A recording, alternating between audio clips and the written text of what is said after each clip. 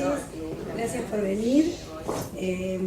Realmente un gusto, bueno, encontrarme con Dolinsky, con Daniel, con el autor, que realmente un tema que está, como decíamos hoy en las presentaciones, en los reportajes, como tapado o no tratado, no hablado. Creo que nosotros mismos,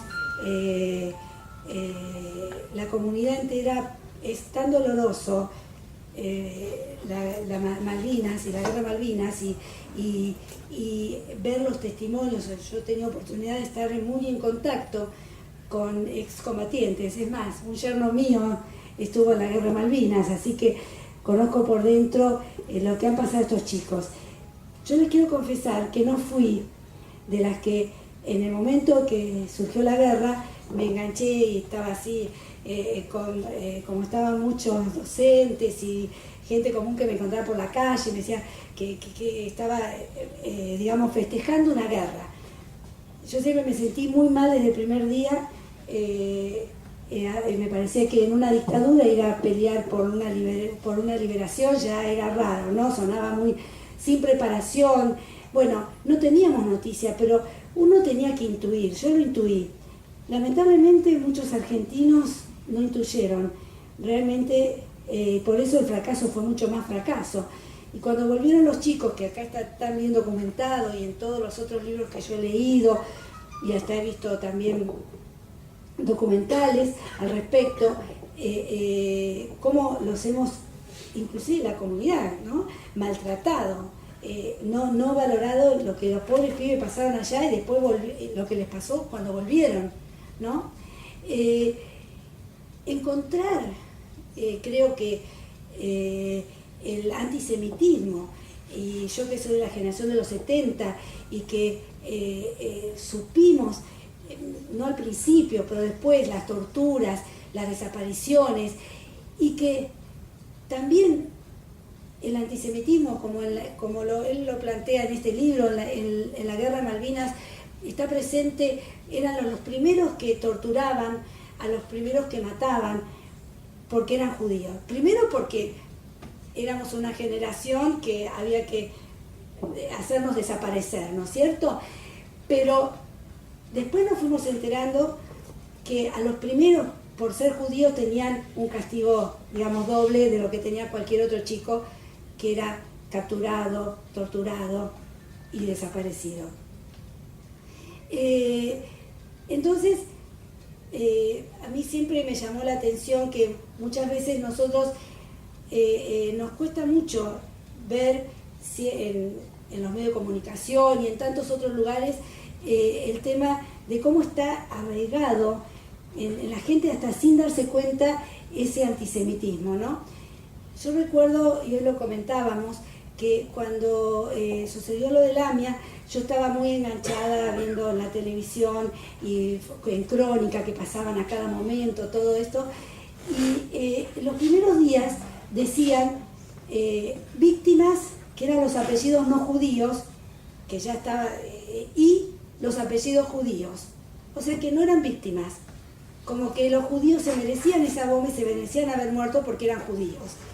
A los 3 o 4 días o 5, recién empezó esta cosa, somos todos judíos, que ahí un poco alivianó esto, ¿no?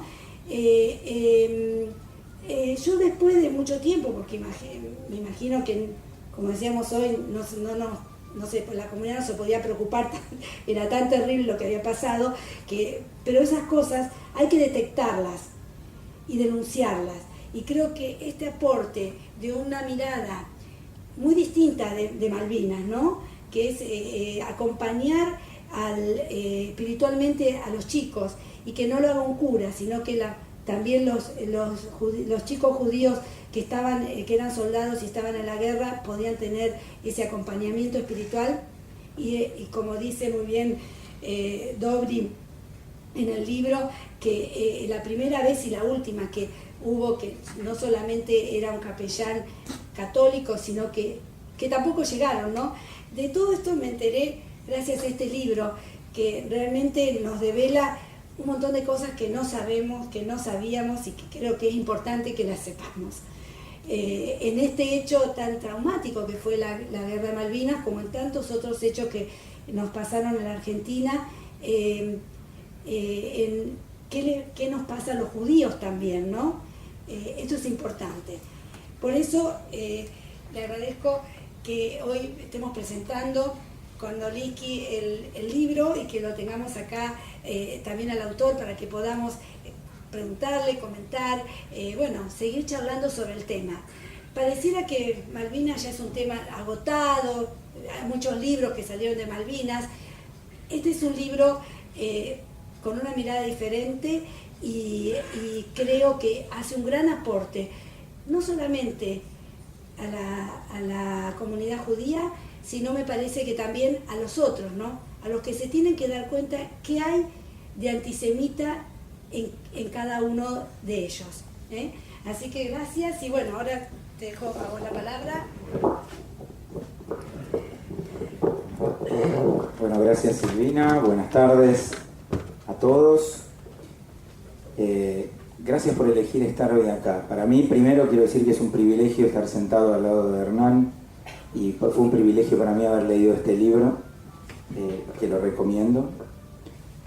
Y me gustaría hoy, en un segundo, pararme en 3 planos. No sin antes decir algo. Hoy es 12 de junio, mañana van a ser exactamente 31 años del final de la guerra, no me equivoco, ¿no? Fue el 13. Pasado, el 14. Pero los últimos 2 días fueron los combates en Puerto Argentino. Estamos justamente casi en un aniversario, como si la fecha no es como casual, ¿no? Tiene algo especial por ahí también, recordar esos eventos. Pero decía que me quiero parar en 3 planos, por un segundo en cada uno de ellos, que a mí me impactaron de lo que el libro nos devuelve. Yo era chico cuando fue la Guerra de Malvinas, estaba en primer año, tenía 13 años, pero me acuerdo, a los 13 años uno ya tiene memoria, muchos de los que estamos acá seguro nos acordamos de cosas de nuestros 13 años. Me acuerdo de las divisiones y las conjeturas respecto a los derechos, si correspondía, si la guerra, si estaba bueno, si no, los judíos, había tantas cosas para un chico judío de 13 años, en aquel momento no pasaban desapercibidos. Pero digo, el primer plano en el que me quiero parar es el plano de nuestra argentinidad. La Guerra de Malvinas se da en el contexto de nuestra historia argentina del siglo XX, una historia plagada de desencuentros y plena de interrupciones permanentes, donde lo que menos había era respeto por el otro. Y la Guerra de Malvinas es un espacio en el que nosotros también tenemos que aprender para darnos cuenta cuánto vale el respeto al prójimo en una sociedad que no hizo un culto de eso y que tampoco lo hace hoy, y que eso es una señal de que no hemos aprendido algunas cosas, y este era el primer plano en el que quería pararme. Una Argentina que durante el siglo XX tuvo en sus Fuerzas Armadas un espacio ampliamente antisemita, donde muchos de los miembros de las Fuerzas Armadas eran fervientes y confesos admiradores del régimen hitleriano de la Segunda Guerra Mundial, del Tercer Reich, y que claramente muchas de las prácticas que el nazismo tuvo en la Europa de mediados del siglo XX, para ellos no habían perimido ni estaban abandonadas, sino que formaban parte de sus prácticas cotidianas. Entre ellas, algunas ideológicas que tenían que ver con el odio ferviente a los judíos, creyendo todavía cosas tan rebuscadas como que había un verdadero plan Andinia para que los judíos se queden con la Patagonia, o algunas otras ideologías derivadas de pasquines o algunos trasnochados escritores de principios del siglo XX o de fines del siglo XIX. En ese contexto es que tenemos que también entender que la Guerra de Malvinas es un espacio donde ese grupo, los militares, tenían el poder completo. Por lo tanto, el todo de lo que ocurría en la sociedad militar durante la guerra dependía de lo que ellos quisieran o lo que ellos pensaran. Por lo tanto, los jóvenes judíos, conscriptos clase 62 y 63, estaban a merced de esos jefes, que más de una vez en el libro aparece algo que me sorprendió mucho y que le agradezco a Hernán que lo haya traído, que los chicos cuentan que incluso ellos como judíos, pero incluso algunos conscriptos o ex conscriptos ya no judíos, decían que si tenían la posibilidad de tirar por error y matar a alguno de sus jefes, no les movía un pelo, ¿no? Como que realmente se sentían, era preferible, digamos, matar a uno de los nuestros que a un enemigo. Digamos, le tenían más bronca a sus jefes inmediatos, algunos conocidos y otros no tan conocidos por ahí para ellos, pero igual de maltratadores, tanto en lo ideológico como en lo físico, les tenían más bronca que a los propios ingleses. Y ese es el espíritu con el que fueron a la guerra. Piensen en un país que elige militarmente, un grupo militar que elige ir a la guerra y que decide maltratar a sus soldados al punto tal que ellos confiesan que odiaban más a sus propios jefes que a sus enemigos. El segundo plano en el que me quiero parar, no menor, es el plano de la comunidad judía. Comunidad judía que tuvo, el libro lo deja, un claro involucramiento para tratar de acompañar a los soldados y de tomar partido dentro de una Argentina tumultuosa como la que teníamos en 1982. Comunidad judía bastante complicada porque del otro lado, en lo que se podría considerar el bando enemigo, también había judíos y también había comunidad judía, no nos tenemos que olvidar de eso. Y el libro nos cuenta también que hubo intercambio entre la comunidad judía argentina y la comunidad judía inglesa, tratando de entender cómo posicionarse, tanto los de acá como los de allá, porque claramente el libro nos deja en claro que tampoco era fácil para los de allá, ¿eh? Si bien era otra constitución de país y otra constitución de idea, claramente también es conflictivo. Y esto nos devolvía a un punto que los judíos medio que teníamos olvidado y que no queríamos entender que fuera posible, que hubiera judíos en dos países teniendo que confrontar unos con otros. De hecho hay una mención allí a Ariel Sharon en el medio del texto que invita a los argentinos y a los ingleses, soldados judíos, a irse a vivir a Israel, dejarse hinchar. Si quieren pelear y tomar armas, si quieren ir a una guerra, les dice, vengan a una guerra donde lo que defiendan sean los intereses del pueblo judío. Es muy interesante porque fue muy polémico, porque les trajo problemas tanto a la comunidad judía en la Argentina como a la comunidad judía, entiendo, en Inglaterra, menos allá, más acá, porque acá siempre está en juego la cuestión de la lealtad. No sé por qué en la Argentina hay una sensación de que ser judío y argentino es incompatible. De hecho, el libro trae muchas veces la mención de que para los generales, para los coroneles, para los brigadieres, para los almirantes, los judíos eran peligrosos porque podían ser traidores, porque eran judíos, entonces no estaba muy claro si eran argentinos. Más allá que después en algunos otros lugares, cuando la comunidad se interesa, en algunas otras citas digo del libro, cuando la comunidad se interesa por si hay algún muerto judío, cómo poder trabajar el tema de Kever Israel, de que sea enterrado según los rituales del pueblo judío, toda la plana mayor del ejército, especialmente creo que el ejército, porque son los que están citados acá, dicen, ustedes quédense tranquilos que los si mueren son de los nuestros, son argentinos. Como no entendían que había una fórmula religiosa diferente que lo que querían plantear, ellos lo pensaban como que se los querían llevar por ahí a enterrar a otro lado o alguna cosa, y los otros querían explicar que era de los nuestros. Pero increíblemente, digamos, había en la mayoría de las situaciones una sensación de que los judíos éramos bichos raros que no podíamos tener una pertenencia de lealtad a la nacionalidad argentina. Y esto, vuelvo sobre la idea de lo judío y lo judío argentino, para las instituciones centrales siempre y formales siempre es una complicación los momentos de crisis clave. Nosotros podemos preguntarnos y podríamos decir, como comentábamos con Hernán antes ahí un poco de pasillo, frente a la dictadura o frente a la guerra de Malvinas, si se portaron bien o mal las instancias centrales de la comunidad. Es muy difícil juzgar, es una locura por ahí. Para mí, coincido, Hernán tiene esta mirada y me parece que es muy interesante porque es difícil juzgar, hay que estar ahí en aquel momento, pero sí lograron algo las instituciones centrales de la comunidad judía histórico. Silvina lo decía al pasar, y yo no lo voy a dejar pasar.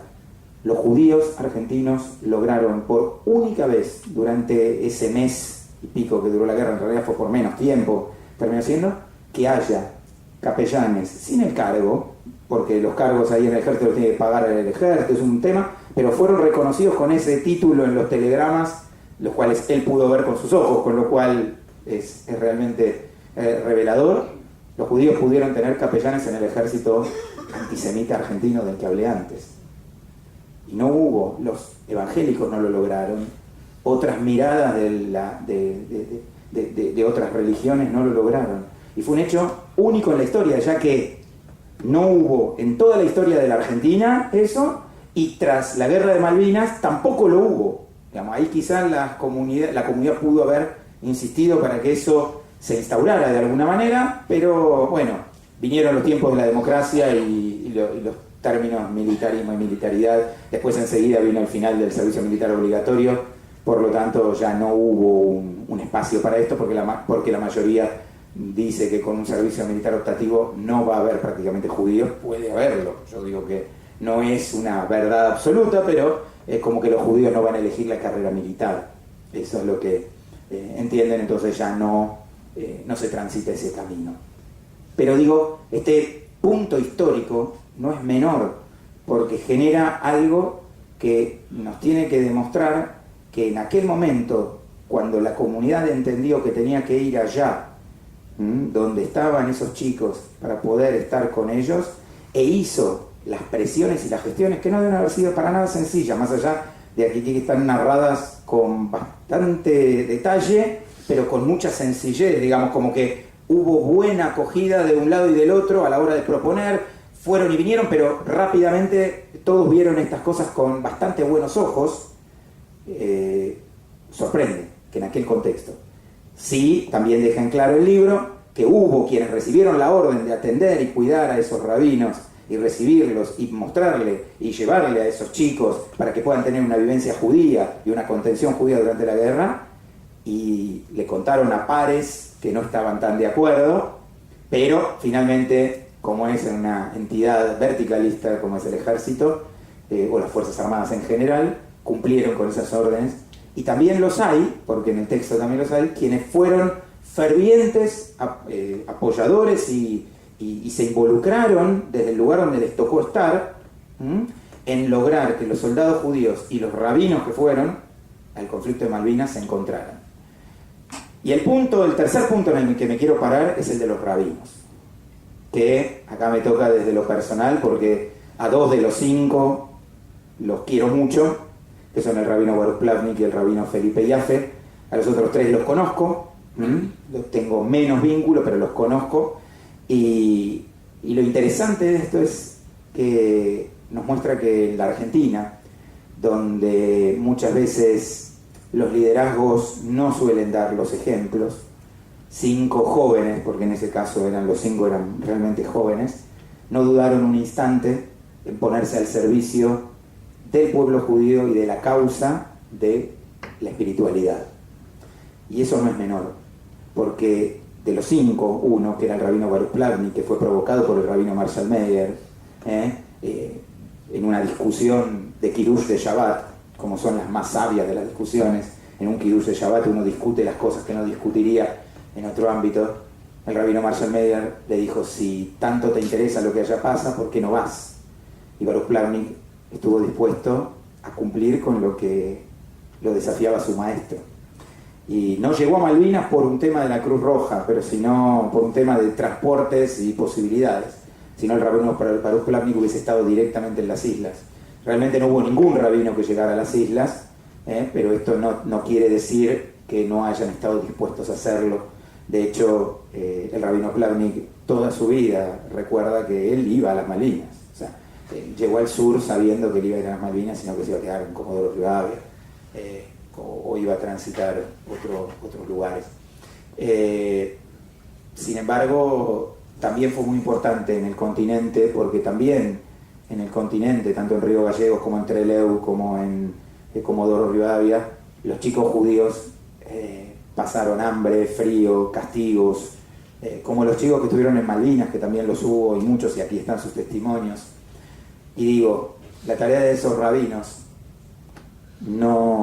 creo yo, no reivindicada por la comunidad judía en general, no puesta en su lugar, en su verdadera dimensión, porque no es que hay que hacerles un monumento, sino simplemente en algún momento también, así como a ellos, a los chicos que fueron a Malvinas, reconocerlo desde nuestra comunidad, porque amén de que fueron a la guerra como judíos y no la pasaron nada bien por esta doble cuestión de la que hablaba antes Silvina, que ha sido una constante en la Argentina. Y en este tiempo que no lo es, para que las jóvenes generaciones aprendan de lo que pasó en el siglo XX y esta Argentina no vaya camino a repetir o no vaya camino a que se nos reediten algunas de las divisiones cuando las sociedades se fracturan, nosotros tenemos que recordar a aquellos que nos enseñan con su vida real, no una de dibujitos animados, la importancia de lo vivido.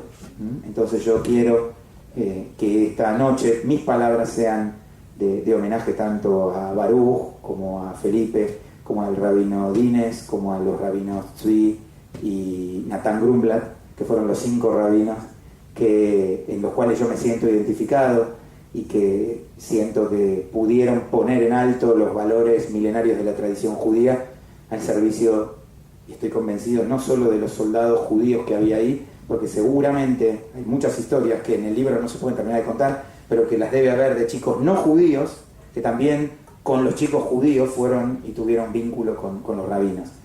Y lo último, antes yo le preguntaba a Hernán, porque aquí él cita es un coronel, ¿no, Solís?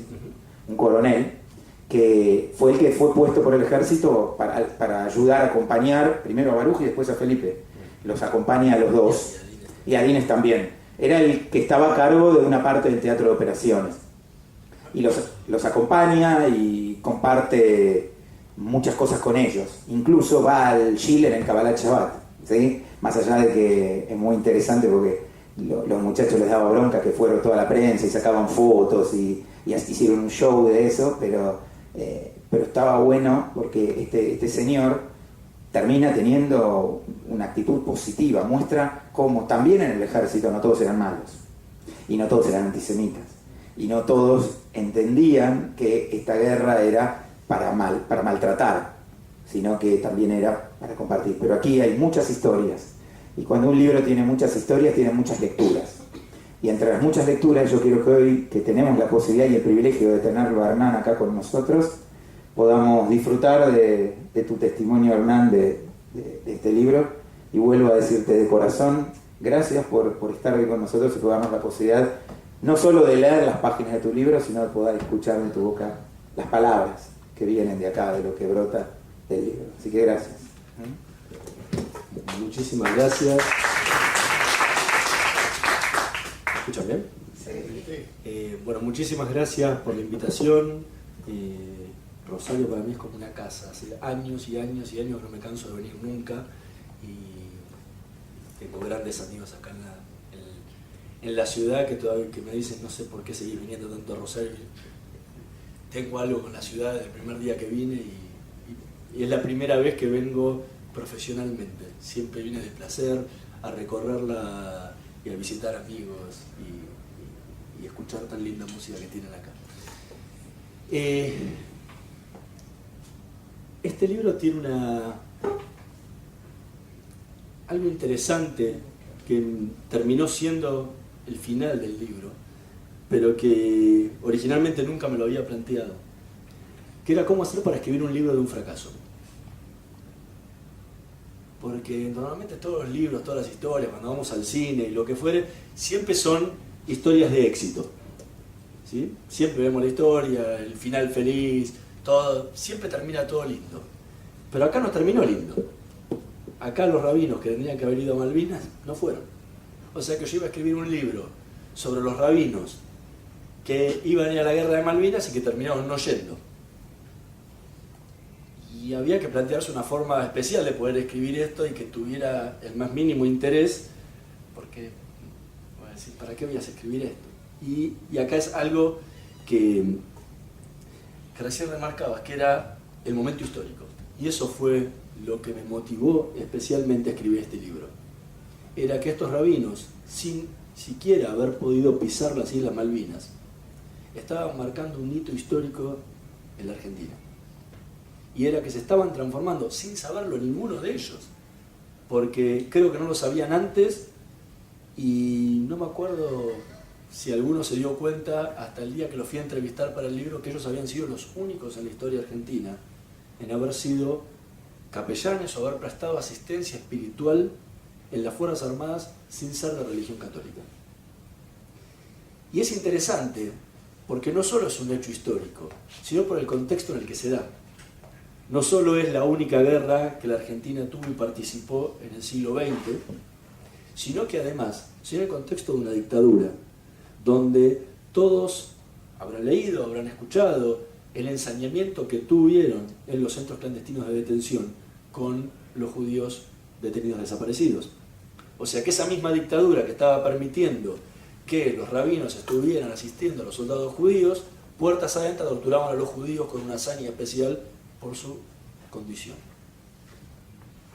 O sea, esto lo hace más interesante y no deja de mostrar las contradicciones propias que existían dentro de la dictadura. Y eso es lo que me motivó a poder escribir un libro que sabía que realmente me hubiera encantado contar las historias del rabino Baruch Plavnik con los soldados en Malvinas. Y eso fue también lo que me permitió encontrar una historia paralela al libro, que no fue con la que yo había empezado la idea de escribir. ¿Por qué?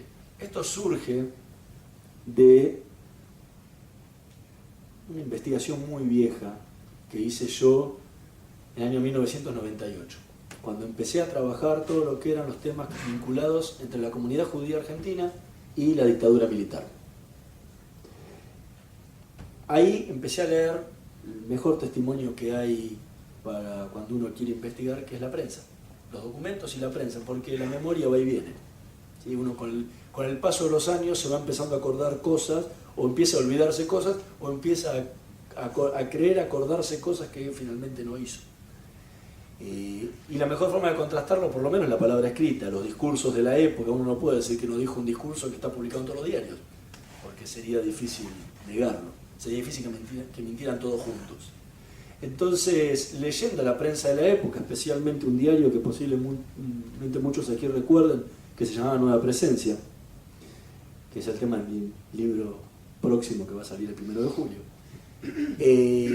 había salido un articulito de este tamaño, 3 líneas, 4 líneas más o menos, que decía: 3 rabinos viajan a Malvinas.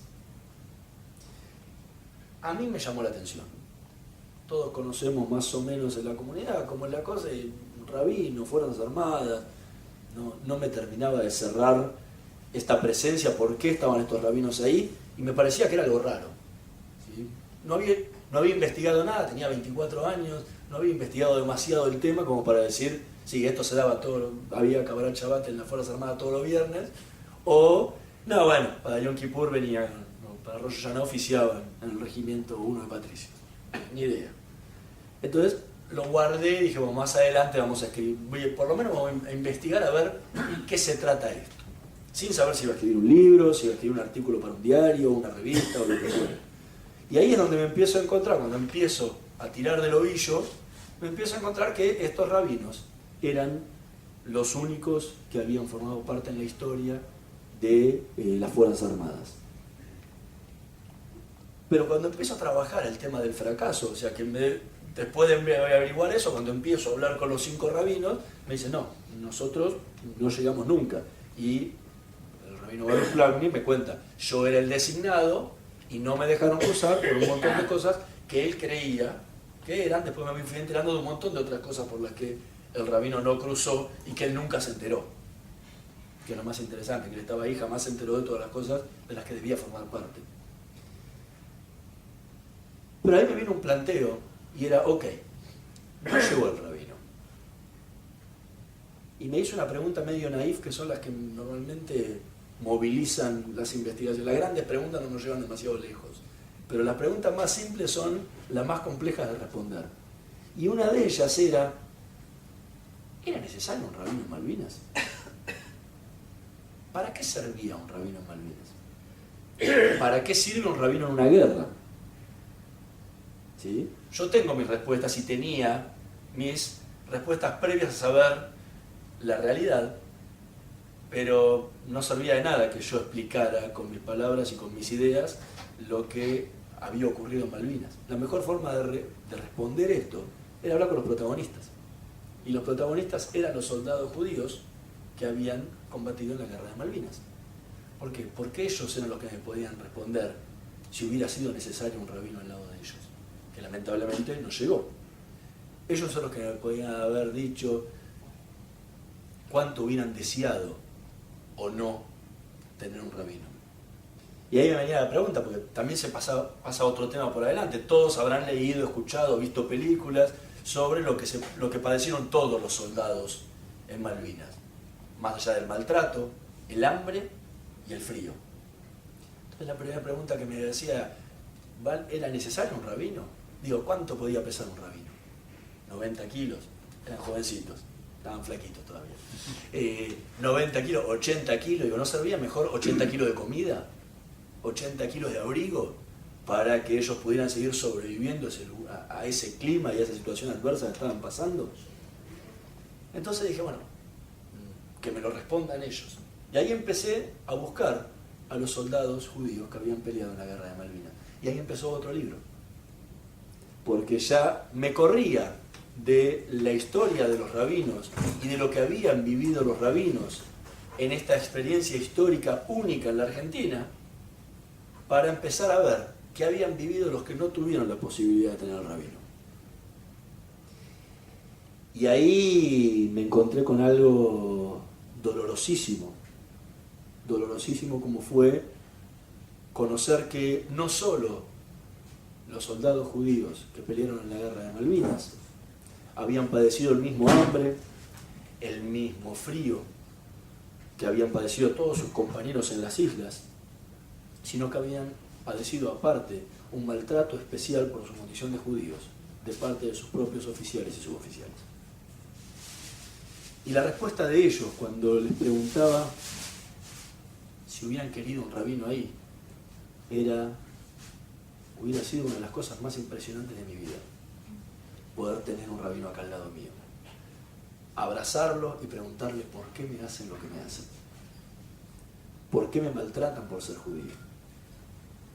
¿Por qué tengo que sufrir esto yo si estoy defendiendo la patria de la misma forma que la defienden todos mis compañeros sin ninguna diferencia? Le hubiera pedido, lo hubiera agarrado de las piernas y decía, bueno, te vas de acá, llévame con vos, sacame de acá, porque es una tortura lo que estoy sufriendo. O conseguime un poco de alimento vos que tenés influencia, como si el rabino iba a tener alguna influencia en algo.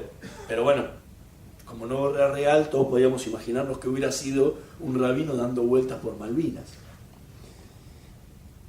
Y eso fue lo que doblemente me motivó a escribir el libro, porque nos mostraba lo irracional que es que un grupo de gente que tomó las decisiones en el continente de que estos rabinos no cruzaran, le causaron un mal tan grande a quienes tanto lo necesitaban. Porque a diferencia de lo que pasa en las Fuerzas Armadas de los países que están acostumbrados a la pluralidad religiosa, y estamos hablando de países que no siempre son muy amantes del judaísmo, como el caso de Francia. Los religiosos que cumplen sus funciones en las Fuerzas Armadas no están para cumplir y para asistir a los soldados de su credo. Están especialmente para eso, pero también están para prestarle asistencia espiritual a cualquiera que lo necesite, sin importar de qué religión sea. Y no en busca de una evangelización, o sea, de convertir al otro en la religión de uno, sino es prestarle ayuda al necesitado, prestarle ayuda espiritual a esa persona que está sufriendo en ese momento, o incluso enterrarla, por más de que no sea del mismo credo que uno. Eso se dieron cuando uno sigue la historia de Estados Unidos, por ejemplo, hay rabinos capellanes desde la Guerra de la Secesión, no del siglo XX, estamos hablando del siglo XVIII. O sea, desde esa época, del siglo XIX, desde esa época hay rabinos acompañando a las Fuerzas Armadas en los Estados Unidos. Y hay rabinos acompañaron soldados y acompañaron a las fuerzas en la Segunda Guerra Mundial. Y se encontraron con la tarea terriblemente difícil de no asistir a los soldados, sino tener que asistir a los sobrevivientes de la Shoah. cuando las tropas estadounidenses ingresaban en los campos de concentración y se encontraban con los sobrevivientes ahí adelante de ellos, que creo que esa fue su tarea más difícil en la guerra. Ahí no asistían al soldado judío. La trinchera no es la trinchera con Maguen David, con cruces o con medialunas. Son todos iguales. Pero en Argentina eso no se dio. Cuando había misa, a los soldados judíos los bailaban. ¿Sí? ¿Saben lo que es bailar? Bailar es por lo que murió el soldado Carrasco. ¿Sí? O sea, hacer ejercicios vivos, o sea, ejercicios físicos, mientras los otros estaban haciendo misa. Eso muestra las pequeñas diferencias entre unas sociedades y las otras. Ahora, el libro me dejó una cosa en los testimonios de los propios soldados en el continente y en las islas, que era la diferenciación que existía con el judío. Una frase común, que era el maltrato más leve al que eran sometidos los soldados, era: ¿qué hace usted acá si usted es judío? Imagínense todos la situación. Un muchacho de 18 años, muerto de frío, con días sin comer bien, con su fusil en la mano y su oficial o suboficial diciéndole eso, roza realmente con lo irracional total. Ese chico estaba defendiendo la patria, y no solo defendiendo la patria. En el momento de los tiroteos lo iba a tener que defender a él, siendo judío y siendo tan argentino como ese coronel, teniente, subteniente o suboficial. Era exactamente lo mismo. Pero lo que más dolor me da es ver que esto no tuvo que ver con la guerra de Malvinas, sino que tiene que ver con la sociedad argentina en general y actual. Lo que más dolor me dio fue escuchar en pleno siglo XXI, en plena vigencia de la democracia, en plena vigencia de los derechos humanos, escuchar a un senador decir que en el atentado a la AMIA habían muerto argentinos y argentinos judíos. O sea, nada había cambiado, nada habíamos aprendido de lo que pasó en la guerra, y ese mismo senador se comportaba exactamente igual que el militar que maltrataba al soldado delante. Eso es algo que a mí me impactó muchísimo, porque uno cree que la sociedad va teóricamente evolucionando con el tiempo y aprendiendo de los errores cometidos en el pasado. Pero parece ser que en eso no hemos aprendido absolutamente nada. Y otra cosa que no hemos aprendido absolutamente nada, y que tiene que ver con el final del libro, y para mí es como que dejo el final un poco abierto a eso, tiene que ver con esta cuestión de la exclusividad de la asistencia espiritual en las Fuerzas Armadas. Las Fuerzas Armadas argentinas al día de hoy siguen siendo uno de los organismos estatales que más, no quiero usar la palabra discriminan, porque no es la palabra justa, pero en la que menos igualdad tienen los ciudadanos para sentirse ciudadanos totales de la Argentina. ¿Por qué? Porque por no ser católicos no pueden tener un líder espiritual que les preste asistencia espiritual diariamente. ¿Por qué? Porque el Estado no lo hace. Y en la actualidad el Estado ha cambiado muchísimo. Y las Fuerzas Armadas han cambiado muchísimo. Se las han democratizado. Le han inculcado muchísimo y han incluido en las currículas muchísimas materias sobre derechos humanos. Pero hay un derecho humano que es el derecho al acceso a la religión, que no lo tienen. Y nadie, absolutamente nadie lo ha cambiado. La religión judía lo intentó 2 veces. En el año 82, cuando volvió, ¿sí? Cuando terminó la guerra de Malvinas, y la DAIA, a sabiendas de lo que había conseguido con sus gestiones para que estos 5 rabinos pudieran prestar asistencia espiritual y fueran pseudo considerados capellanes, porque pues les voy a explicar un poco mejor por qué no eran capellanes, pidieron ante el Estado Mayor Conjunto la posibilidad de que esto continuara, que no se terminara con la guerra. O sea, que hubiera la posibilidad, no sé si un título tan rimbombante como un rabinato castrense, pero por lo menos que un rabino o un grupo de rabinos pudiera prestar asistencia espiritual a los soldados judíos que había en las Fuerzas Armadas. Hay mucha gente, muchos hombres acá que posiblemente hayan hecho el servicio militar en alguna época, y me imagino que jamás vieron un rabino ni caminando por el cerco del regimiento. Entonces, a duras penas los dejaban salir en Pesaj, en Rosh Hashanah o en Yom Kippur. El punto es que esto se intentó, pero la DAIA rápidamente dio marcha atrás, porque obviamente nadie quería quedar pegado a la dictadura en el año 83, cuando los militares estaban retirando, cuando ya eran casi una mala palabra. En la Argentina nadie quería quedar pegado, saliendo en los diarios, empezará a haber un rabino en las Fuerzas Armadas. No, la DAIA hizo la gente, no era algo que ustedes conocen mucho mejor que yo, cómo fue la transición a la democracia, y sabían muy bien que quedar pegado a eso no era un logro para nadie. Entonces se abandonó la idea. En la década del 90 se retomó la idea. Esta vez, en vez de retomar la DAIA, lo retomó el Seminario Rabínico Latinoamericano, de la mano del rabino Ángel Kreiman, que en ese momento vivía en Argentina y cuya esposa falleció en el atentado a la AMIA. Hoy vive en Israel. Muchos años fue rabino en la comunidad de Concepción o de Santiago en Chile.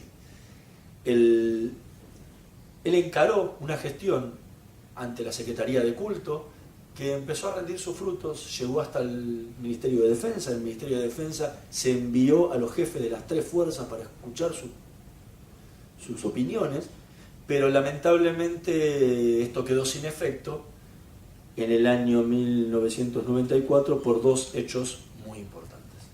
El primero y más trascendente de todos fue la muerte del soldado Carrasco, que terminó con el servicio militar obligatorio y casi terminó con la presencia judía en las Fuerzas Armadas Argentinas, porque se podría decir que el 99,8% de los judíos que estaban en las Fuerzas Armadas tenían que ver con soldados que estaban haciendo su servicio militar. Siempre había casos de profesionales que trabajaban, médicos que trabajaban en las Fuerzas Armadas, pero eran casos marginales y no daba para tener un rabino por dos personas. O sea, también hay que ser realistas, tampoco podemos pedir que por una persona sola haya un rabino atendiéndolo. Esto se trabaja cuando hay una masa determinada para que valga la pena poder hacer ese trabajo. Entonces ahí empieza a parecer como ya no servía seguir adelante con la gestión demasiado. Y segundo, tuvo que ver con el atentado a la AMIA, porque al fallecer la esposa del rabino, él decidió irse de la Argentina, y como era una gestión muy personal, nadie la siguió. Entonces, como se dieron las dos cosas juntas, tampoco valía la pena seguirla demasiado, y murió esa posibilidad. Ahora, las demás religiones hoy en día siguen teniendo miembros en las Fuerzas Armadas, especialmente los evangélicos. En la suboficialidad, en los soldados voluntarios, los evangélicos tienen un número muy alto. No se sabe por qué, por una decisión bastante inteligente del gobierno, está prohibido hoy en día preguntarle la religión a cualquier miembro de las Fuerzas Armadas, ya sea oficial, suboficial, soldado voluntario o profesional que esté trabajando dentro del ámbito castrense. O sea que hoy nadie sabe realmente quién es católico y quién no lo es. Podrán enterarse quién es católico cuando el capellán da misa y un grupo va, pero también hay católicos que no van a misa. Entonces nadie sabe que si esos que no van a misa no son católicos, son agnósticos, son ateos, son evangelistas o son judíos o musulmanes o lo que fuere. Entonces es muy difícil hoy en día saber quiénes son, pero sí se sabe a ciencia cierta que hay mucha cantidad. Creo que esa es una deuda pendiente que tenemos como sociedad todavía para, como reza la Constitución, ser todos iguales ante la ley, ¿sí? Por lo menos ser todos iguales ante la sociedad, que cada uno paga sus impuestos de la misma forma y pueda recibir lo mismo del Estado en todos los lugares donde uno se encuentre. Y ese es un punto. Y después hay un hito interesante en la comunidad judía, que esto tiene más que ver con interna nuestra, ¿no? Que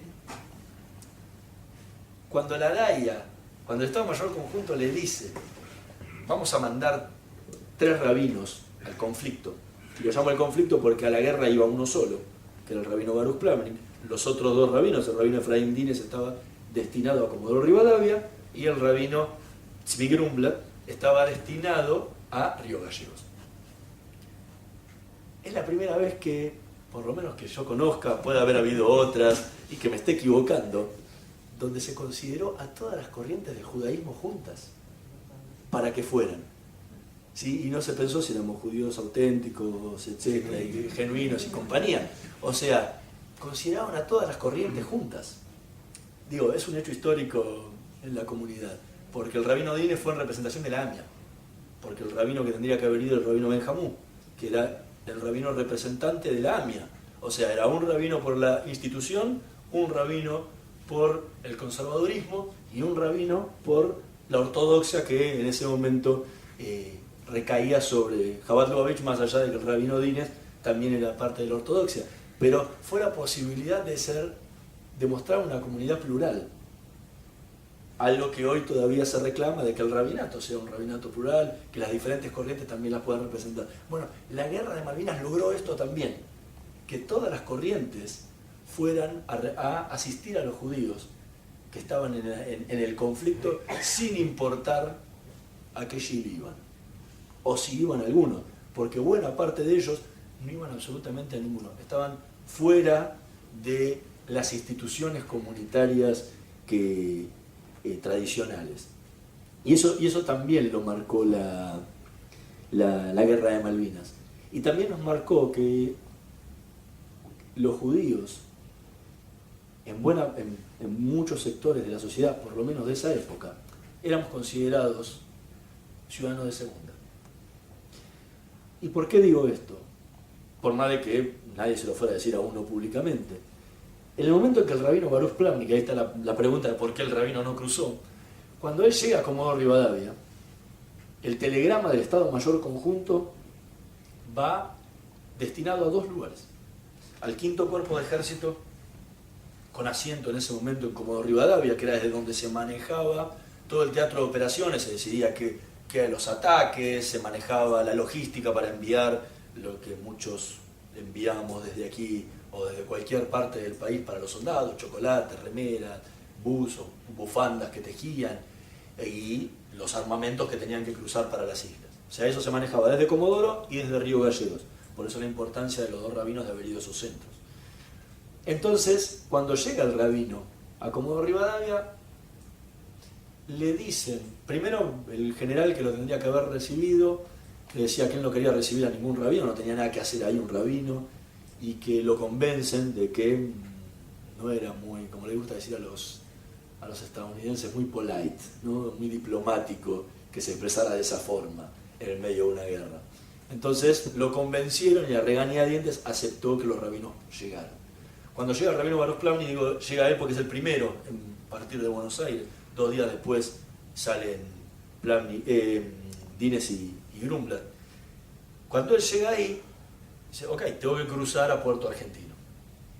Y el tema fue que le dijeron, mire, rabino, usted no puede cruzar en un avión de la Fuerza Aérea porque usted es civil. Y los aviones militares son para los militares. Y ahí es donde nos dimos cuenta que había civiles de primera y civiles de segunda. Porque mis colegas, periodistas, que fueron a cubrir la Guerra de Malvinas, cruzaron en aviones de la Fuerza Aérea. Y los aviones de la Fuerza Aérea llevaron civiles, que eran esos periodistas que habían ido a cubrir el evento de la Guerra de Malvinas, más allá de que estuvieran más a favor del gobierno. Saquémoslo de lado. Su condición de civil no cambia la ideología, pero el rabino era un civil de segunda, porque ese rabino no podía cruzar en un avión de la Fuerza Aérea. Pero también el rabino había sido nombrado capellán, si bien no lo era en los hechos legales, porque hubieran tenido que pagar una pensión vitalicia, hubieran tenido que dar un grado militar, un uniforme militar, y no era época para hacer esos cambios, ¿no? Porque eso sentaba un precedente que iba a tener que arrastrar toda la historia, y la verdad, por un conflicto que nadie sabía cuánto duraba, no se iban a meter en un tole-tole de esos, porque se estaban clavando, para la visión de ellos, clavándose una espada que no se le iban a poder sacar nunca más del pecho. Entonces, por eso digo que era un pseudo capellán, porque tenía que cumplir la función del capellán, pero no lo era a los títulos oficiales. Claro, había capellanes de primera y capellanes de segunda. ¿Por qué? Porque los capellanes de las Fuerzas Armadas cruzaron con con los soldados. O sea que algunos capellanes podían cruzar en aviones y otros a nado. Una isla, si no cruzas en el avión, tenés que cruzar a nado. ¿Qué le dijeron para ser más diplomáticos todavía al rabino? No se haga problema, rabino, usted va a cruzar con el avión de la Cruz Roja. La Cruz Roja Internacional está acá en Comodoro Rivadavia, la verdad, no le estaban mintiendo. Eran 3 suizos que tenían que cruzar para cumplir las funciones tradicionales de cumplir la Cruz Roja en cualquier conflicto bélico, ¿sí? Ver que no se violen ni los derechos humanos de las partes, ni la de la propia población que está ahí. Bueno, el rabino quedó esperándose, el avión de la Cruz Roja nunca cruzó a la guerra de Malvinas, por 2 razones muy simples. La primera tiene que ver con una cuestión estratégica, que es, Argentina hizo simular muy bien y muy inteligentemente que después del 1 de mayo, cuando bombardearon el aeropuerto de Puerto Argentino, había quedado destruido. Y para que cruce un avión de la Cruz Roja se necesita un salvoconducto. O sea, que los ingleses acepten no bombardearlo, sino solo decirle qué día y qué hora va a cruzar, y que no cruce con armamentos y compañía. Eso implicaba que si el avión, Boeing, grandote, tiene que aterrizar en el aeropuerto de Puerto Argentino, significa que no está destruido. Con lo cual, se acabó la joda cuando vuelve el avión de la Cruz Roja, viene el bombardeo atrás y ahí se acababa el abastecimiento a las islas. Esa era dentro de todo era la única excusa racional que tenían, pero la otra tenía que ver con la realidad, y es que la Cruz Roja Internacional, 3 suizos, iba a ser muy difícil que los callaran cuando vieran a los soldados, cuando vieran que los soldados estaban muertos de hambre y cuando vieran que estaban muertos de frío. Eso lo iban a denunciar. Entonces nadie quería que eso pasara. Lo mismo ocurría con el rabino. El capellán de las Fuerzas Armadas era uno más de las fuerzas, ¿sí? Y en algunos casos, lamentablemente en nuestra historia, formaron parte hasta de las torturas en los centros clandestinos de detención. El rabino era un personaje externo a las fuerzas. Y súmenle un dato más interesante. El rabino Baruch Plavnik era el rabino asistente del rabino Marshall Meyer en ese momento, con quien recorría las cárceles para asistir a los presos que estaban a disposición del Poder Ejecutivo Nacional. Dudo mucho que alguien hubiera podido callar al rabino cuando viera a los soldados estaqueados o cuando los soldados le dijeran que los torturaban porque eran, con antisemitismo, porque eran judíos. Por ahí no iba a hablar del rabino Plavnik, pero posiblemente el rabino Marshall Meyer lo hubiera denunciado internacionalmente, y nadie quería en el medio de la guerra que eso ocurriera. Entonces fue una de las razones por las que el rabino no cruzó. Y yo me tuve que dedicar a escribir la historia de un fracaso, en vez de poder contarles cómo fue la experiencia del primer rabino argentino que participó de la única guerra que tuvimos en el siglo XX y que afortunadamente fue la única. Me tuve que contentar con contar la historia de, por lo menos, cómo prestaron sus servicios en el continente y cómo sufrieron los soldados por una decisión estratégica, antisemita o como quieran llamarla, de que ellos no pudieran tener las mismas condiciones que tuvieron los católicos durante la propia guerra. Queda abierto a que pregunten lo que quieran.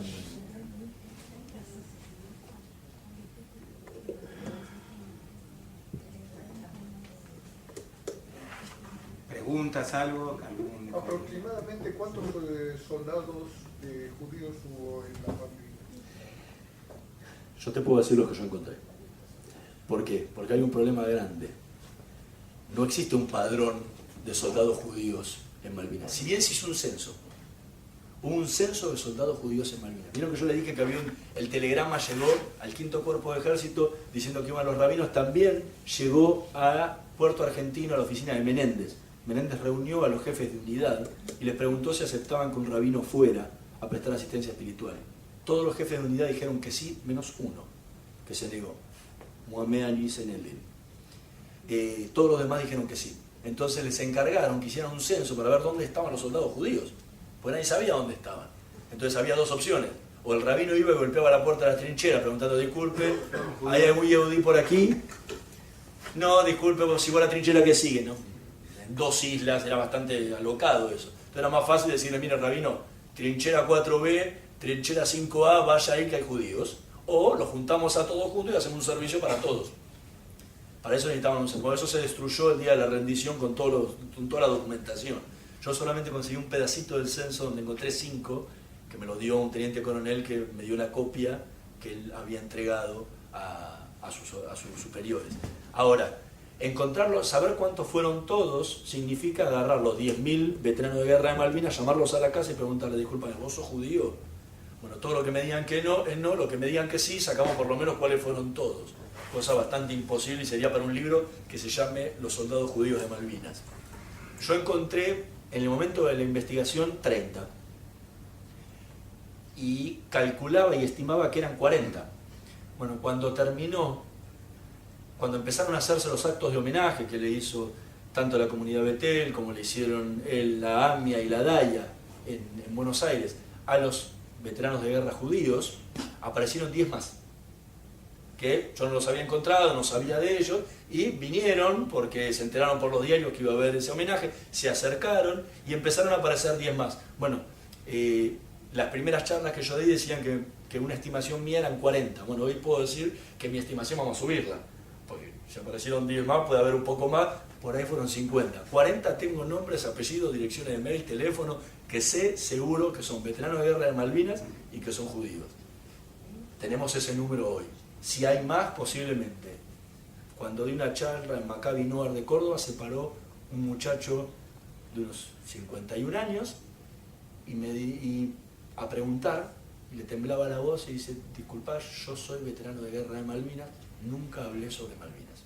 Se dio vuelta a toda la comunidad y ni sabían que había sido veterano de guerra de Malvinas. O sea, yo siempre me sorprende, estaba mirando y digo, a ver si se para hoy uno acá y aparece uno en Rosario que no tenía ubicado a ninguno. Pero bueno, todas esas cosas pueden ir pasando constantemente porque es muy difícil saber primero quiénes son judíos. Y ahí es más difícil cuando uno tiene que investigar. Pero por lo menos te puedo responder certero que 40 hay. Después... Porque son Malvinas específicas. Sí, sí. No, Malvinas. Los cálculos de la época, los diarios comunitarios de la época, hablaban de un total movilizados y en Malvinas de 200. Ahora, ¿cuánto le corresponde a cada parte del continente y de las islas? Tampoco lo sabemos, porque tampoco sabemos cuáles son todos los del continente. Entonces es muy difícil trabajar con números totales. Lo que yo busqué era tener una proporción lo suficientemente representativa como para poder contar la historia. Y me pareció que 30 casos era un número interesante, porque tampoco creo que sean 500. ¿Sí? No creo que sean mucho más de 50, y si no aparecieron hasta ahora, es bastante difícil que aparezcan 50 casos más. Puede aparecer algunos, 2, 3, 10 más que no conocían la historia, que no hayan leído nada y que no supieran, nos hubieran contactado, pero no creo que sean muchos más. Te quería contar que esta es la segunda vez que en un ámbito de Rosario, que tenga que ver algo con la comunidad, se habla del tema de Malvinas. Cuando terminó la guerra, el Consejo Directivo de la Keilah, yo en ese momento formaba parte de ese consejo, invitamos a uno de esos rabinos. Lamentablemente la memoria no me permite recordar cuál de esos 5 era. Vino aquí a Rosario y dio una conferencia del tipo de la que vos viste, aunque no contó excesivamente el tema de la discriminación. Habló sí de las reuniones que se hicieron en Comodoro Rivadavia y en Río Gallegos. O sea, en Río Gallegos también, no, pues si no se te había acotado un poco el margen de los 5, ya teníamos 3 y era Comodoro solo. Y dio una charla muy linda en el ámbito de la Keilah en ese momento, invitado por el Consejo Directivo de la Keilah. La pregunta que yo te quería hacer, si de esos 40 o 50 muchachos de que se tiene mención, o sea, ¿alguno tuvo algún accidente grave? ¿Si alguno falleció? Si, ¿En Malvinas? Sí. Hubo algunos de ellos que fueron heridos de guerra, ¿sí? Que fueron trasladados al continente durante la guerra y después como heridos de guerra. Hubo algunos que sufrieron graves torturas de parte de sus propios oficiales, ¿sí? No lo tocó una bala inglesa ni de cerca, y festejaron cuando los ingleses estaban al lado de ellos porque se dieron cuenta que los trataban mucho mejor que los trataban sus oficiales. Y muertos hasta el día, es la pregunta que inevitable me hacen en todas las charlas que doy, hasta el día de hoy no hay registro de ninguno. Ahora, no se olviden que en el cementerio de Darwin están enterrados todos en fosas comunes. Si bien vemos muchas cruces, una al lado de la otra, no representa que ahí abajo haya uno, hay muchos. Es una de las tareas que la presidenta dijo el año pasado que quiere encomendar, que es la identificación de todos esos soldados con nombre y apellido, para que cada uno tenga una placa, por lo menos recordando el lugar donde está. Que es algo que no quisieron hacer los militares, aunque los ingleses se lo ofrecieron al terminar la guerra. Si hay algún González que la madre era judía, estamos terminados. Porque ahí volvemos a lo mismo, tenemos que hacer el relevamiento de los 10.000 y preguntarle quién es judío y quién no, y de los muertos llamar a las familias y preguntar si tiene algún vínculo judío o tuvo algún ancestro judío. Es muy difícil en eso. Hasta ahora, por lo que supimos, por lo que se sabe en la Keilah, no solo de cada lugar donde fui, sino en las instituciones centrales, no hay dato alguno de que haya habido algún muerto judío. Sí, vuelvo a decirte, heridos hubo y con maltratos unos cuantos hubo. Pero esos fueron los casos que hasta ahora se conocen. Una aclaración. Cuando se refirió los judíos argentinos que pelearon contra los judíos ingleses. Sí. Y que vayan a Israel, si lo entendí bien. Sí. Bueno, la pregunta es, ustedes de la sociedad judía mundial, no en particular, ¿qué dicen cuando dice un enfrentamiento de guerra en diferentes países, lo que fuera, que hay judíos acá y judíos allá y se están matando? Esa es la pregunta.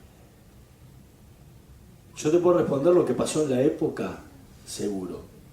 En Argentina hubo un malestar muy grande de parte de todos los organismos comunitarios porque cayó muy mal la frase de Sharon en ese momento. Porque los soldados judíos en Argentina estaban peleando y defendiendo la patria de la misma forma que los demás, con mucho honor y con mucho orgullo. Entonces, para nada fue bien recibido que alguien de afuera que no conocía esa situación en Argentina dijera una frase por el estilo. ¿Sí? Es muy del pensamiento israelí, si uno se mete en el pensamiento israelí puro, es una frase totalmente comprensible, pero cuando uno habla, y más cuando uno es un ministro, tiene que comprender también el impacto que genera en los lugares de donde está opinando. Quizá en Inglaterra eso no tuvo ningún problema porque los judíos fueron parte de las Fuerzas Armadas inglesas a nivel de oficiales y suboficiales en las tres armas desde los siglos de los siglos. O sea, por lo menos desde el siglo XVIII y XIX, los judíos forman parte de las Fuerzas Armadas inglesas como uno más y defienden a Inglaterra, y ellos sí que tienen historia de guerras, ¿eh? No, si hay algo que les sobra a los ingleses son guerras encima en todo el mundo, y hay rabinos acompañándolos, o sea que este problema de la doble lealtad a la que siempre se le acusa a los judíos, en Inglaterra eso, por lo menos en ese momento, no existía. Entonces era un tema que los ingleses era un no tema, porque no era un problema que se estaban planteando, ni que nadie en la prensa, ni en las Fuerzas Armadas, ni nada pudiera decir que se estaban enfrentando judíos con judíos o que tenían que irse a Israel. Eso es un planteo que no existía. Y es lo mismo que pasa cuando se enfrenta un católico con un católico. Me imagino que al Papa le causará el mismo dolor ver enfrentarse dos países católicos. Por eso también fue tan fuerte la intervención de Juan Pablo II cuando estuvimos a esto en el año 78 de ir a una guerra con Chile, porque eran que se enfrentaban dos países católicos y el Papa tuvo que mediar para que eso no ocurriera. Pasa exactamente lo mismo de cualquier religión cuando hay dos de su religión en cualquier lado. A todos le duele. ¿Sí? Más allá que a todos le duele una guerra, también le duele que se esté matando gente de su propia religión. Pero nada más que eso. Vos mencionaste que había un coronel que sería más o menos contemporizador. ¿En qué medida llegaba a contemporizar? ¿Cómo se graficaba esa contemporización? El coronel es el coronel Solís, Esteban Solís. El coronel Solís tiene varias particularidades. Primero, fue el que redactó el acta de asunción de Menéndez como en las islas, porque él desembarcó en las islas. Desembarcó con lo que se llamó la Operación Rosario, ¿sí?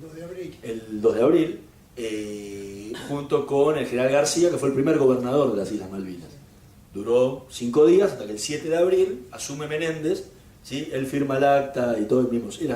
Con su virome se firmó el acta, fue un tema anecdótico, ¿no? Él vuelve con García y compañía a el continente a hacerse cargo de lo que era el Teatro de Operaciones Atlántico Sur, y ahí es donde él, como se encargaba, vendría a ser hoy de la parte de recursos humanos de las Fuerzas Armadas, tenía otro nombre, le toca hacerse cargo de recibir a los rabinos. Con eso él tenía una particularidad: había sido observador de las Fuerzas Armadas en el Sinaí, ahora me estoy olvidando si en el Sinaí o en el Líbano, no los dos lados, ¿sí? Pero vivió mucho tiempo en Israel. Entonces también tenía una cercanía de un contacto con el mundo judío en otro lugar que no fuera Argentina.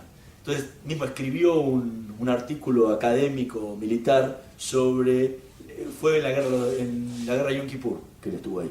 Entonces contó todo sobre estrategias militares y tenía mucha admiración por el ejército israelí. Entonces cuando él viene acá, encima se encuentra con una familia que acá en Rosario deberían conocerlos.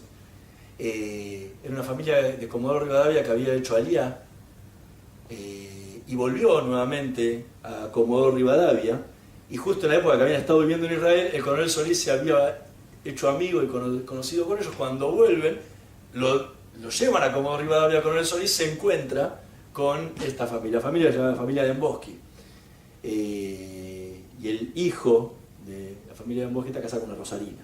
Mismo se casaron acá en el Templo Rosario, así que por ahí a usted, ahora no me puedo acordar cómo es el apellido de la esposa, pero me imagino que alguno que está sintiendo debe recordar muy bien quiénes son.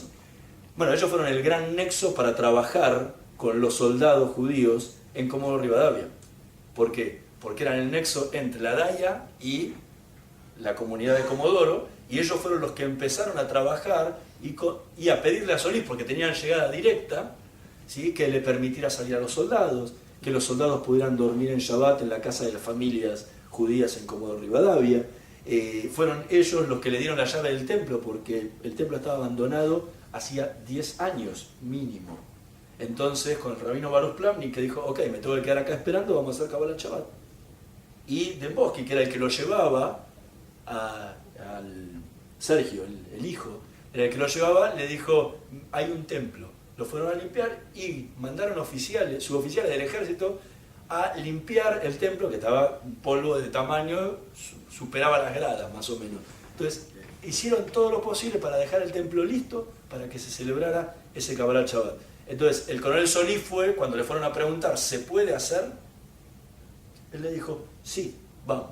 Y fue él, está puesto todo en qué horario tenían que venir los soldados judíos, qué horario tenía que ser el servicio de Kabbalat Shabbat, qué horario tenían que ser los servicios matutinos de Shabbat, qué horario tenía que ser los últimos servicios de cierre del Shabbat. Estaba todo en la planilla, y los soldados tenían que ir ahí no había joda. Si no te gusta, bancátela, pues tenés que ir ahí. Vos sos judío, tenés que ir. No le preguntaban si querían ir o no, pero para ellos igualmente era una bocanada de aire. Pero lo que quiero decir, él sirvió de todo eso, fue el que le facilitó la tarea, más allá que después de que terminaba la tarea del rabino, todos los días se encontraban con el rabino Felipe Yafen, nos contaba mucho, se encontraba con Solís a charlar. Y él le contaba sus especies, sus cosas, y me acuerdo que Felipe recuerda haberle regalado un libro sobre la vida de Golda Meir, en pleno. Pues era contemporizador, tenía mucha predisposición para hacerlo, y en estas cosas la predisposición es lo más importante. porque te puede tocar un no. No. Vamos a sacar la chava. No. Usted tiene que ir al regimiento. Los soldados no salen del regimiento. Están en guerra. Punto. Y era muy fácil. Ahí anda a quejarte. O sea, en esa época no te podías quejar demasiado. Era aceptás o aceptás. No podés patalear. Entonces, para eso sirvió muchísimo y fue esencial el trabajo que hizo el coronel Solís en ese momento. Al punto que voy a contar una anécdota que le había contado antes, es que cuando yo presenté el libro en Buenos Aires, la primera presentación que hice, él vino a la presentación. Y también vino el rabino Felipe Jaffe. Y los dos siempre me hablaban con mucho cariño del otro. 30 años después, me hablaban con muchísimo cariño y me preguntaban los otros qué estaba haciendo de su vida el otro. Y yo, como lo habías encontrado los dos, pasaba el chisme. ¿Sí? Era el conductor. Cuando viene la presentación estaban los dos. Y el coronel Solís me viene a saludar y me pregunta, ¿está el rabino Felipe Jaffe acá? Estaba parado al lado mío, dado vuelta, charlando con mi mamá. Y le digo, sí, está acá al lado. Se lo doy vuelta y le digo, Felipe, me di que te quiero presentar a una persona. Presento al coronel Solís, el rabino Felipe Jaffe. Se quedaron los dos petrificados, mirándose uno al lado de los otros, emocionados porque 30 años después se volvían a ver se quedaron charlando. Yo me fui después, se quedaron charlando ellos de sus cosas. E incluso cuando presenté mi libro, hicimos una mesa con el rabino Jaffe en su comunidad, en Betilel, en Buenos Aires, el coronel Solís vino y estuvo sentado toda la charla escuchándolo al rabino Jaffe 30 años después de lo que habían compartido. Por eso digo, eso creo que es una prueba un poco de cómo fue la relación que mantuvieron los rabinos en el caso de él, con quien era el nexo y el que tenía que coordinar todo, ¿no? ¿Y discrepancias con los mismos chicos, por ejemplo, entre los mismos soldados? ¿Discrepancias de qué tipo?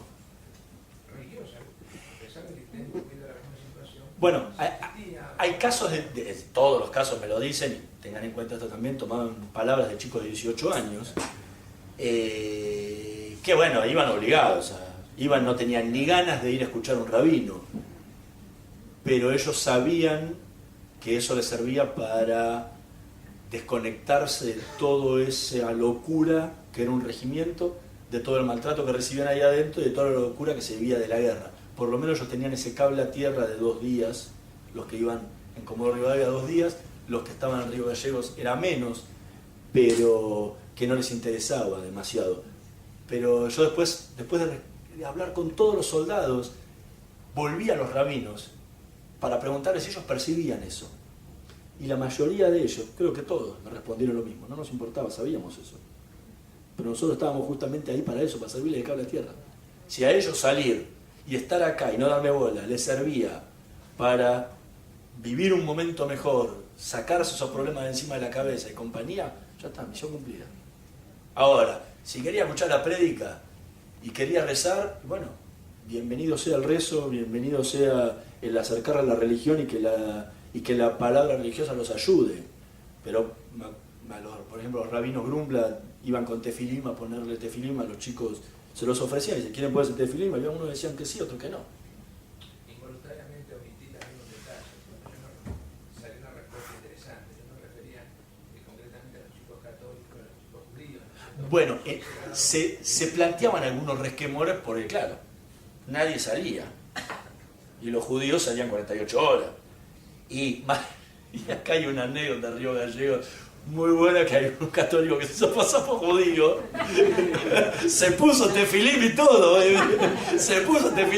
y fue al Kabbalat Shabbat y todo, y se rajó ese día, porque el judío tenía esa posibilidad, el católico no, porque el católico la misa la tenía dentro del regimiento, no la tenía afuera. Entonces, ese momento para liberarse, ni eso, lo tenía dentro con el capellán que tenía todo el año y que lo tenía la cabeza así, entonces pobre no tenía ni esa posibilidad. Así que chacarrillo, ¿no? Nunca pasó de una situación más allá de esa, mirá los judíos qué suerte que tienen, que se van del regimiento 48 horas o un día y nosotros no tenemos que ir acá clavado. Pero no más que eso. Pero después cuando venía el momento de que lo fajaban más o que lo bailaban más, ahí se les iba la envidia todo el minuto. Bueno, muchísimas gracias, en serio, por la